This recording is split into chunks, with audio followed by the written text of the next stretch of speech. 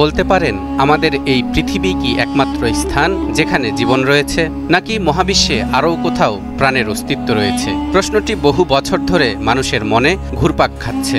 আজ থেকে প্রায় ১৫০০ বছর আগে মহাগ্রন্থ আল কোরআন আমাদের পৃথিবী এবং মহাবিশ্বের বিভিন্ন সৃষ্টি সম্পর্কে এমন কিছু তথ্য দিয়েছিল যা সেই সময়ের সাধারণ লোকজন, এমনকি কোরআনের মুফাসসির বা ব্যাখ্যাকারকগণেরও বুঝতে বেগ পেতে হয়েছে।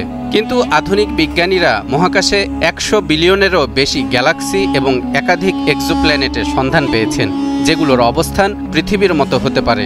এর মধ্যে কিছু গ্রহে পানির উপস্থিতির কথাও তারা বেশ জোর দিয়ে বলছেন। কোরআনের দেয়া তথ্য মতে যেখানেই পানির উপস্থিতি সেখানেই প্রাণের সম্ভাবনা। তাহলে কি সত্যিই আমাদের পৃথিবী ছাড়া অন্য কোনো গ্রহে প্রাণের অস্তিত্ব আছে? দর্শক, চলুন কোরআন, হাদিস, বিজ্ঞান এই তিনের সমন্বয়ে এই অদ্ভুত প্রশ্নের উত্তর খুঁজে বের করার চেষ্টা করি। মহাবিশ্বের অন্যান্য অনেক গ্রহের তুলনায় ছোট পৃথিবী নামক আমাদের এই গ্রহটি প্রাণ প্রাচুর্যে ভরপুর। মানুষ ছাড়াও এই গ্রহে বিভিন্ন জীবের বসবাস রয়েছে, নানা বৈচিত্র্যময় প্রজাতি, যার মধ্যে নাম না জানা প্রাণীর সংখ্যাও কম নয়। বিজ্ঞানের অগ্রগতির সাথে সাথে আমরা জেনেছি এ বিশাল মহাবিশ্বে আমাদের গ্রহের বাইরে আরও অসংখ্য গ্রহ নক্ষত্রের উপস্থিতি রয়েছে। কিন্তু সেসব গ্রহে প্রাণের কোনো অস্তিত্ব আছে কি না তা নিয়ে এখন আর শুধু অনুমান আর কল্পকাহিনী নয়, বরং আধুনিক বিজ্ঞানীরা বেশ জোরে সোরে গবেষণায় নেমেছেন। বিশেষ করে আমাদের পৃথিবীর আকাশসীমানায় মাঝে মধ্যেই ভিন্নধর্মী কিছু উড়ন্ত যানের বিচরণ মহাকাশ বিজ্ঞানীদের এ নিয়ে গবেষণা করতে বাধ্য করেছে। ইউএপি বা আনআইডেন্টিফাইড অ্যানোমালাস ফেনোমেনা অথবা আনআইডেন্টিফাইড ফ্লাইং অবজেক্ট, সংক্ষেপে ইউএফও, বাংলায় যাকে অশনাক্ত উড়ন্ত বস্তু বলা যেতে পারে, বহুদিন ধরেই সারা দুনিয়ার মানুষের কৌতূহলের জায়গা দখল করে আছে। তাদের মতে ভিন গ্রহের প্রাণী, এলিয়েনদের বাহন এসব ইউএফও আর ইউএপি। এসব অশনাক্ত বস্তু পৃথিবীর মানুষের কতটা আগ্রহ দখল করে আছে তার প্রমাণ পাওয়া যায় এসব নিয়ে নির্মিত কার্টুন, ভিডিও গেমস আর ছবির তালিকা দেখলেই। দর্শক, এলিয়েন বা ভিন গ্রহে কোনো প্রাণীর অস্তিত্ব আছে কি নেই তা নিয়ে আমরা কথা বলবো কোরআনের দুটো আয়াত এবং একটি হাদিসকে সামনে রেখে। সূরা তালাকের ১২ নম্বর আয়াতে ইরশাদ হচ্ছে, আল্লাহুল্লাযী খালাকা সাবআ সামাওয়াতিন ওয়া মিনাল আরদি মিসলাহুন্না ইয়াতানাজ্জালুল আমরু বাইনাহুন্না লিতা'লামু আন্নাল্লাহা আলা কুল্লি শাইইন কাদির ওয়া আন্নাল্লাহা ক্বাদ আহাতা বিকুল্লি শাইইন ইলমা। তিনি আল্লাহ, যিনি সৃষ্টি করেছেন ৭ আকাশ এবং এগুলোর অনুরূপ পৃথিবীও। এগুলোর মধ্যে তার নির্দেশ নেমে আসে যাতে তোমরা বুঝতে পারো আল্লাহ সব বিষয়ে সর্বশক্তিমান, আর আল্লাহ তাআলা তার জ্ঞান দ্বারা সবকিছুকে পরিবেষ্টন করে আছেন। এই আয়াতে মহান আল্লাহ যে ৭ আসমান এবং অনুরূপ পৃথিবীর বর্ণনা দিয়েছেন, প্রাচীন তাফসীরকারকগণও এর ব্যাখ্যা দিতে গিয়ে খুব বেশি কিছু তথ্য দিতে পারেননি। কারণ এককালে এই ধারণাও ছিল না যে পৃথিবী একটি গ্রহ, অনুরূপ আরও গ্রহের ধারণা তো বহু দূরের ব্যাপার। তাই কোনো কোনো তাফসীরকারক ৭ পৃথিবী বলতে পৃথিবীর ৭টি স্তর বা ৭ মহাদেশকেই নির্দেশ করেছেন। তবে বিস্ময়কর হলেও সত্য, পূর্বসূরি তাফসীরকারকদের কেউ কেউ বলেই দিয়েছেন পৃথিবীর মতো আরও ৭টি পৃথিবী আছে। যেমন আল্লামা জামাখশারী রহমতুল্লাহ আলাই তাফসিরে কাশশাফে এমন ব্যাখ্যা দিয়েছেন। তবে তার মতে এখানে ৭ সংখ্যাটি সুনির্দিষ্ট সংখ্যাবাচক নয়, বরং বহুত্ব জ্ঞাপক, অর্থাৎ অনেকগুলো পৃথিবী বা পৃথিবীর মতো অনেক গ্রহ আছে। আরও পরিষ্কার করে বলা যায় পৃথিবীর মতো বাসযোগ্য গ্রহ আছে। এই যে পৃথিবীর মতো আরও পৃথিবী, বিজ্ঞানীরা এর নাম দিয়েছেন মাল্টিভার্স থিওরি, যাতে বলা হয়েছে আমাদের মহাবিশ্বের বাইরে আরও অসংখ্য মহাবিশ্ব থাকতে পারে। এই থিওরি বিজ্ঞানের নানা রকমের তত্ত্বের ভিত্তিতে প্রতিষ্ঠিত, যা মূলত ফিজিক্স, কোয়ান্টাম মেকানিক্স এবং মডার্ন স্পেস সায়েন্সের ধারণা থেকে উদ্ভূত। মহাকাশ বিজ্ঞানীরা এখন এক্সোপ্ল্যানেট নামক গ্রহগুলোর দিকে মনোযোগ দিচ্ছেন, যা পৃথিবীর বাইরের কিন্তু সূর্যের মতো নক্ষত্রের পরিধির মধ্যে অবস্থিত। গবেষকরা ধারণা করছেন কিছু এক্সোপ্ল্যানেটের পরিবেশ পৃথিবীর মতো হতে পারে এবং সেখানেও জীবন বিকাশের সম্ভাবনা রয়েছে। এমনকি এরই মধ্যে বিজ্ঞান বিষয়ক ওয়েবসাইট space.com পৃথিবীর মতো 10টি এক্সোপ্ল্যানেটের নামও জানিয়ে দিয়েছে বিশ্ববাসীকে, যার মধ্যে রয়েছে কেপলার 69c, যার দূরত্ব পৃথিবী থেকে 2707 আলোকবর্ষ। কেপলার 452b, যার দূরত্ব পৃথিবী থেকে 1402 আলোকবর্ষ। কেপলার 62f, যার দূরত্ব পৃথিবী থেকে 1207 আলোকবর্ষ। কেপলার 442b, যার দূরত্ব পৃথিবী থেকে 1115 আলোকবর্ষ। কেপলার 22b, যার দূরত্ব পৃথিবী থেকে 587.1 আলোকবর্ষ।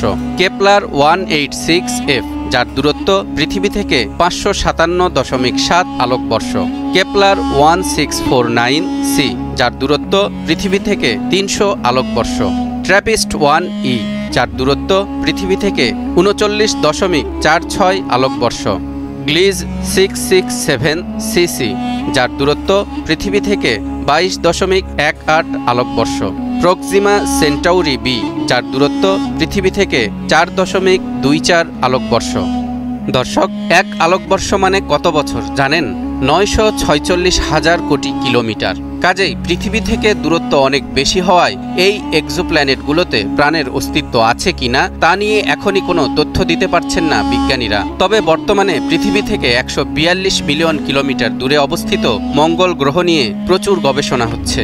এর কারণ, মঙ্গলে প্রাণের জন্য উপযুক্ত পরিবেশের কিছু আলামত পাওয়া গেছে, যেমন প্রাচীন জলাধারের প্রমাণ, কিছু মাইক্রোবিয়াল জীবন সম্ভাবনা, তাপমাত্রা ও চাপের কিছু সীমা যা কিছু জীবাণু টিকিয়ে রাখতে সক্ষম হতে পারে। এদিকে আল্লামা জামাখশারি রহমতুল্লাহ আলাই আমাদের পৃথিবীর মতো আরও পৃথিবী থাকার কথা বললেও এসব গ্রহে প্রাণীর অস্তিত্বের ব্যাপারে তার সুস্পষ্ট কোনো বক্তব্য পাওয়া যায় না। তবে আরেক বিখ্যাত তাফসিরকারক আল্লামা আল মাওয়ার্দি বলেছেন, ওই গ্রহগুলোতে মানুষ বা প্রাণের অস্তিত্ব থাকলেও তাদের জন্য ইসলামের বিধান প্রযোজ্য নয়। ইসলামের বিধান কেবল পৃথিবীর জন্য প্রযোজ্য। অন্য আয়াতে আল্লাহ তাআলা বলেন, وَمِنْ آيَاتِهِ خَلْقُ السَّمَاوَاتِ وَالْأَرْضِ وَمَا بَثَّ فِيهِمَا مِنْ دَابَّةٍ وَهُوَ عَلَى جَمْعِهِمْ إِذَا يَشَاءُ قَدِيرٌ। তার অন্যতম নিদর্শন আকাশমণ্ডলী ও পৃথিবীর সৃষ্টি এবং এতদুভয়ের মধ্যে তিনি যেসব জীবজন্তু ছড়িয়ে দিয়েছেন সেগুলি তিনি যখন ইচ্ছা তখনই তাদেরকে সমবেত করতে সক্ষম। এই আয়াতে আল্লাহ তাআলা আসমান এবং জমিনসমূহে দাব্বাহ ছড়িয়ে দেওয়ার কথা বলেছেন। দর্শক, দাব্বাহ এর পরিচয় কোরআনের অন্য আয়াতে তুলে ধরা হয়েছে। ইরশাদ হচ্ছে, ওয়াল্লাহু খালাকা কুল্লা দাব্বাতিন মিম্মা ফামিনহুম মান ইয়ামশি আলা বাতনিহি ومنهم من يمشي على رجلين ومنهم من يمشي على أربع يخلق الله ما يشاء إن الله على كل شيء قدير। আল্লাহ প্রত্যেক চলন্ত জীবকে পানি দ্বারা সৃষ্টি করেছেন। তাদের কতক বুকে ভর দিয়ে চলে, কতক 2 পায়ে ভর দিয়ে চলে এবং কতক 4 পায়ে ভর দিয়ে চলে। আল্লাহ যা ইচ্ছা সৃষ্টি করেন। নিশ্চয় আল্লাহ সবকিছু করতে সক্ষম। অর্থাৎ সরীসৃপ, চতুষ্পদ জন্তু ও মানুষের মতো দ্বিপদী প্রাণীকে দাব্বাহ বলা হয়। পৃথিবীতে এসব প্রাণীর অস্তিত্ব আমরা নিজেরাই দেখছি, কিন্তু মহাকাশে এসব প্রাণী ছড়িয়ে দেওয়ার অর্থ কি? এর অর্থ নিশ্চয়ই এটা নয় বায়ুমণ্ডলে প্রাণী ছড়িয়ে দেয়া হয়েছে, বরং এর অর্থ হলো আকাশমণ্ডলীতে অবস্থিত বিভিন্ন গ্রহে আল্লাহ তাআলা এসব প্রাণী ছড়িয়ে দিয়েছেন। কাজেই ভিন গ্রহে প্রাণের অস্তিত্বের সম্ভাবনার ব্যাপারে এটি অনেকটা সুস্পষ্ট একটি আয়াত। তাই অনেক মুফাসসির এটা স্বীকার করে বলেছেন পৃথিবীর বাইরে অন্য গ্রহে প্রাণী থাকতে পারে। তবে সাফওয়াতুত তাফাসিরে আল্লামা আলী আস-সাবুনি দৃঢ়তার সঙ্গে বলেছেন, ভিন গ্রহে প্রাণী থাকলেও থাকতে পারে, কিন্তু মানুষ থাকবে না, বরং আল্লাহ দাব্বাহ বলতে যা বুঝিয়েছেন সে ধরনের অন্য কোনো প্রাণী থাকবে। এবার হাদিসের বর্ণনার দিকে আসা যাক। রাসূল সাল্লাল্লাহু আলাইহি ওয়াসাল্লামের বিশিষ্ট সাহাবী আব্দুল্লাহ ইবনে আব্বাস রাদিয়াল্লাহু তাআলা আনহুকে শ্রেষ্ঠ তাফসীরকারক হিসেবে বিবেচনা করা হয়। তিনি সূরা তালাকের 12 নম্বর আয়াতের ব্যাখ্যা দিতে গিয়ে বলেছেন, 7টি পৃথিবী আছে, প্রতিটিতে তোমাদের মতো নবী আছেন, তাদেরও নূহ আছেন যেমন তোমাদের ছিল, তাদেরও ঈসা ও ইব্রাহিম আছেন, অনেকে এ হাদিসটিকে জয়ীব বা দুর্বল মনে করলেও সূরা তালাকের ওই আয়াতের অর্থের সাথে সঙ্গতিপূর্ণ ও প্রাসঙ্গিক হওয়ায় বেশিরভাগ মুহাদ্দিসগণ হাদিসটিকে গ্রহণ করেছেন। তাছাড়া আরেকটি ব্যাখ্যা দিলে সব সংশয় দূর হয়। এই হাদিসে নূহ, ইব্রাহিম ও ঈসা আলাইহিস সালামের উল্লেখ রূপকভাবে করা হয়েছে, অর্থাৎ ভিন গ্রহের বাসিন্দাদের আদিপিতা আছে। যেমন পৃথিবীবাসীর জন্য ছিলেন আদম আলাইহিস সালাম, পৃথিবীতে যেমনি ইব্রাহিম, নূহ ও ঈসা আলাইহিস সালামের মতো বিশিষ্টজন ছিলেন, তেমনি তাদেরও বিশিষ্টজন থাকবেন। অর্থাৎ ইবনে আব্বাসের উক্তির অর্থ এই নয় যে গ্রহগুলোতে মানুষই থাকবে বা একেবারে হুবহু আদম, ইব্রাহিম ও নূহ থাকবেন, বরং তার কথার অর্থ হলো তাতে প্রাণের অস্তিত্ব থাকবে, তাদেরও আদিজন থাকবে, বংশ পরম্পরা থাকবে, বিশিষ্টজন থাকবেন। আধুনিক যুগের বৈজ্ঞানিক আবিষ্কারের ফলে এই ব্যাখ্যা এখন অনেকটাই পরিষ্কার। ভিনগ্রহে প্রাণের সম্ভাবনা ও অনুসন্ধানের আলামত পাওয়ার আগ পর্যন্ত ইবনে আব্বাসের এই দূরদর্শী ব্যাখ্যা দুর্বোধ্য ছিল। ইবনে আব্বাস রাদিয়াল্লাহু তাআলা আনহু প্রথমে এই তাফসির করতেই চাননি। তিনি বলেছিলেন, আমি যদি এই আয়াতের তাফসির বলি তোমরা অস্বীকার করবে। পরে অনুসারীদের পীড়াপিড়িতে তিনি তাফসির করেছিলেন। আজ থেকে প্রায় ১৫০০ বছর আগে কোরআন আমাদেরকে পৃথিবীর বাইরের কোনো গ্রহে প্রাণের সম্ভাবনা সম্পর্কে যে তথ্য দিয়েছিল, আজকের আধুনিক বিজ্ঞান তা নিয়ে গবেষণা করে যাচ্ছে। এখন পর্যন্ত পৃথিবী ছাড়া অন্য কোনো গ্রহে প্রাণের অস্তিত্বের কোনো সরাসরি প্রমাণ না পেলেও বিজ্ঞানীদের ধারণা সেদিন হয়তো খুব বেশি দূরে নয় যেদিন ভিন গ্রহে প্রাণের স্পন্দনের খবর নিয়ে তারা বিশ্ববাসীর সামনে হাজির হবেন।